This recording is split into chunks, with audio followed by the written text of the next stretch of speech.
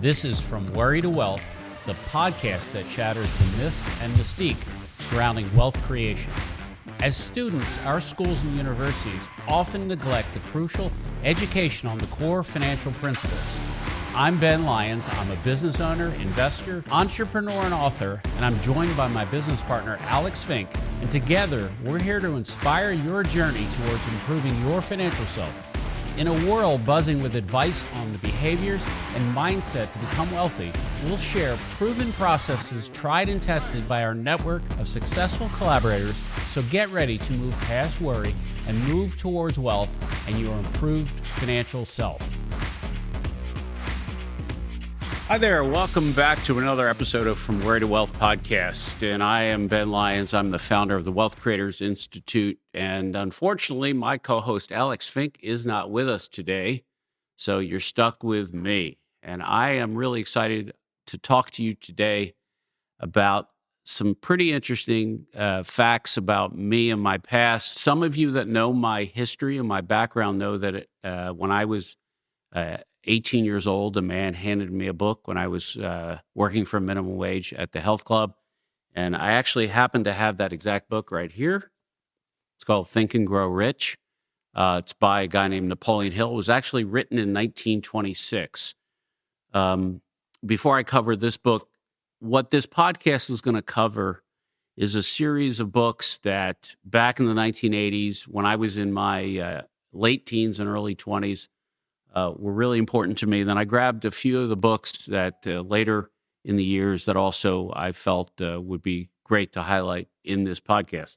Anyway, back to Think and Grow Rich. So Napoleon Hill was in law school. He was actually he was the editor of the school newspaper. And his project that he decided to do as the editor was to interview Andrew Carnegie. And this was in 1906. So he was interviewing Andrew Carnegie. Somehow he was able to get a meeting with this guy, Andrew Carnegie. And just so everybody knows who Andrew Carnegie is, he was actually the richest man in the United States in 1906. And he owned a company called American Steel.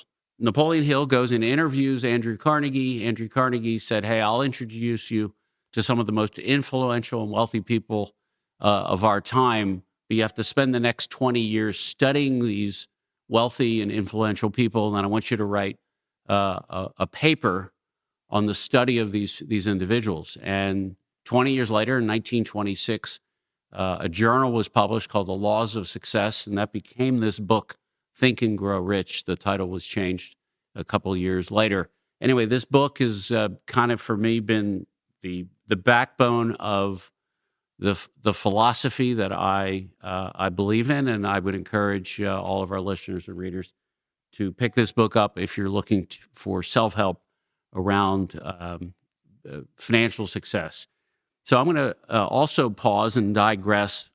If you've read my book, From Worry to Wealth, which is really what this podcast is all about, I talk about 5 selves: physical self, our spiritual self, our social self, our psychological self, and our financial self. So we're made up of these 5 selves.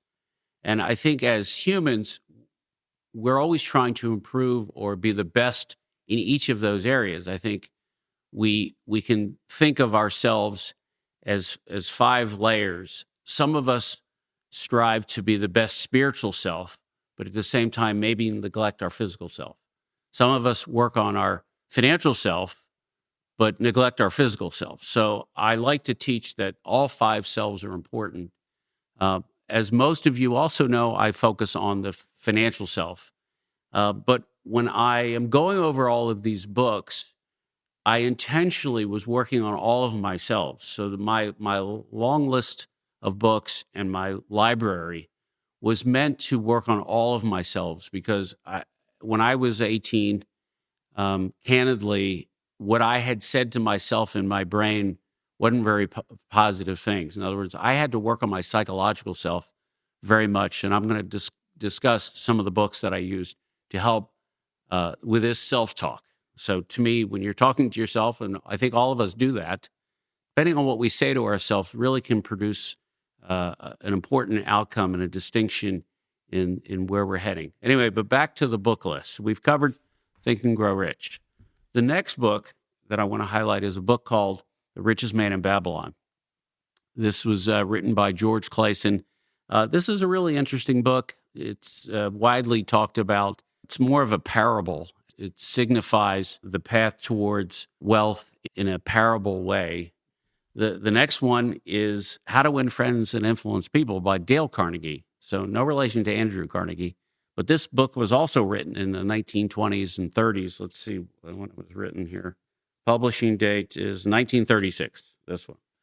So this book really is great if you're trying to understand human psychology and being an effective communicator, which is what we're doing here on this podcast. All right, next book, Magic of Thinking Big. The title says it all. It's really about how to create big goals, big ideas, and really set the tone and stage for where you want your life to be. Now, I'm going to digress again, and I'm going to talk about a guy that I don't think he's alive anymore, but his name was Jim Rohn. There are many books by Jim Rohn. There are many audio tapes by Jim Rohn. I would highly recommend studying Jim Rohn, learning about Jim Rohn. I have read a lot of his books, read a lot of his philosophy. In fact, I have up on my computer some of his sayings here. I'm gonna see if I can grab it real quick. Success is nothing more than a few simple disciplines practiced every day. Time is more value than money. You can get more money, but you cannot get more time. Either you run the day or the day runs you. We must all suffer from one of two pains, the pain of discipline or the pain of regret or disappointment. Discipline weighs ounces and regret weighs tons. He's got a zillion quotes, but we'll let you read his books and get to that. If any of you have called my voicemail, you'll hear one of his most famous quotes that I use all the time. And if you all start calling my voicemail all at once, that could be a problem. But if you call my voicemail, it's going to say you want to get from the day and not through the day. That's actually a quote from Jim Rohn. All right. I think many of you know a guy named Tony Robbins. And I did mention it maybe in the past that Tony Robbins actually worked for Jim Rohn, I believe.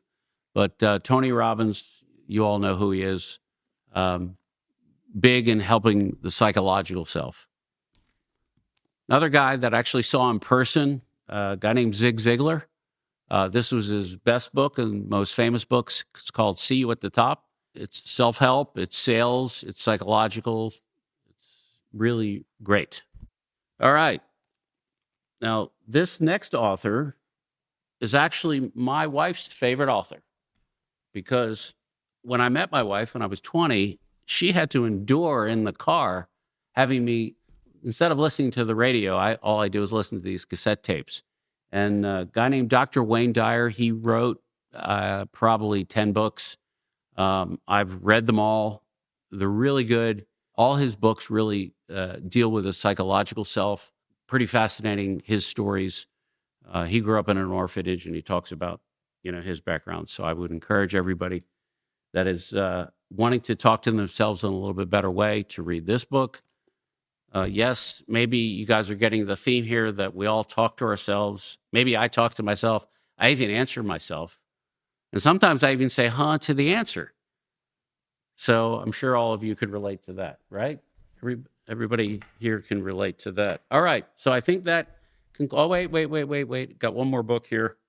This is a more recent book. I think everybody may also know who Robert Kiyosaki is. Robert Kiyosaki wrote a book called Rich Dad, Poor Dad. The reason I love this book so much is not only does he talk about moving away from being an employee through the evolution of going to an independent contractor, to a small business owner, to a big business owner, to actually an investor. But I teach in the financial self growth, I teach that is kind of the evolution if you're trying to scale your income. It's really hard to be an employee and become wealthy in a relatively short period of time. You can certainly be an employee, become wealthy over a lengthy period of time. That's his one philosophy. The second philosophy really has to do with acquiring of assets. I believe that the acquisition of assets is a key fundamental, key variable in the From Worry to Wealth formula. Okay, that concludes all of our discussions about these wonderful books. I would encourage everybody that the book you don't read won't help, right? The book you don't read won't help. And it's very important that in this journey towards our better financial self, that we study and learn from others. And that's why information is very important. The word education, the root form of the word education is educo, and that is Latin for to draw out.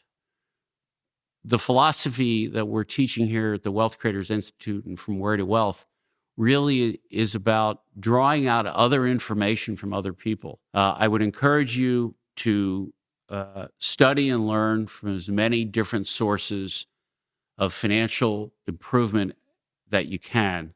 It's putting our ego aside and recognizing that we can learn information from everybody. Everybody has something that they can teach us. I'm not one of these guys that teaches and suggests one way of doing things. If you play golf, often when you're on the putting green and you're about to decide how to putt a ball, what you do is you walk all the way around the hole and the ball, and you look at it from all angles. And my recommendation in terms of teaching, you can see by this book, and by the way, the group of books that I've shared with everybody here today is just a very small subset. What I want to point out is that I didn't just read economic books. I didn't just read psychological books. I didn't just read self-help books around how to communicate. I tried to elevate or grow every one of my 5 selves: spiritual, physical, financial, social, and psychological self. I think I got it there, those 5 selves. Anyway, thanks for being with us in this podcast and listening to me recommend these books, and hopefully you'll go out and buy some books. You don't have to get those cassette tapes that I had in 1984 because I don't even think they make them anymore. But anyway, you're welcome to do that, but they only last about 3 or 4 years, then they rot. So I don't recommend that. So we'll see you in the next episode of From Worry to Wealth.